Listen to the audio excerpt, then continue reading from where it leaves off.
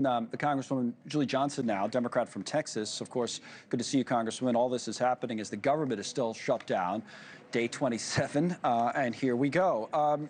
There's been a lot of talk this week that this shutdown, as hard as it's been for, groups of people, is about to get even harder, is about to get even worse, expiration of SNAP benefits and other things. Do you believe that? And if so, what would the impact of that be? Oh, yeah, absolutely. The longer this Republican shutdown goes, the harder it is for the American people. Federal employees are going to miss their first paycheck. That's going to affect all sorts of sectors, our transportation sector, air traffic control, and the like. And then, as you alluded to, about 40 million Americans are going to lose their SNAP benefits beginning November 1st. Now, let me remind you, Congress has already appropriated funding for SNAP, and the president could absolutely fund SNAP through November. The funds have been appropriated. They're in the account. He is choosing not to. So the administration is intentionally choosing to make about 40 million folks, lots of moms, lots of kids, lots of seniors, go hungry this November. Well, you know what they say. You said Republican shutdown. They say the opposite. This is the back and forth we've all been covering now for weeks. The president says, the Democrats should just do the simple extension, was his wording. The speaker, meantime, here's Mike Johnson on the shutdown. And, this probably could have been a similar comment that we played last week or even the week before. Here's what he's saying now. Here's the very simple and important fact that no one should forget. We have no ability. Republicans do not have the ability to do this on our own.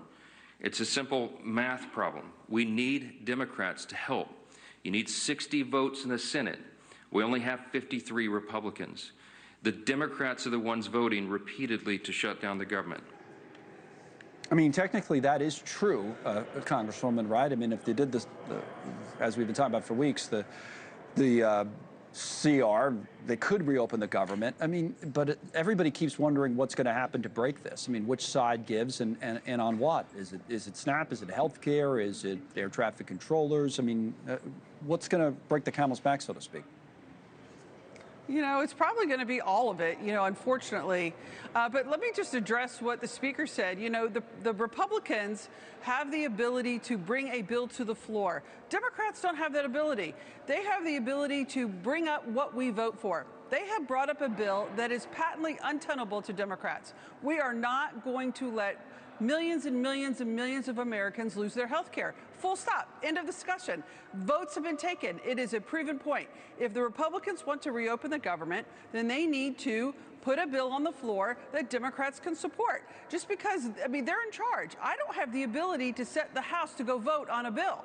The Republicans do. That is the Speaker's responsibility. That is the Republicans in charge. So if they want a bill that can pass, that can reopen the government, then they need to come to D.C. I'm in D.C. I'm in the rotunda of the Cannon Office Building as we speak. Right. Republicans are nowhere. And if they want to do something, they should come here, try to work out a deal that we can all vote on and pass. But they're, God knows where they are. I'm in D.C. trying to work for the American people. That's what I know. Hopefully this thing gets figured out. I know the House is not in session. Congresswoman, thank you. Congresswoman Julie Johnson, the Democrat from Texas.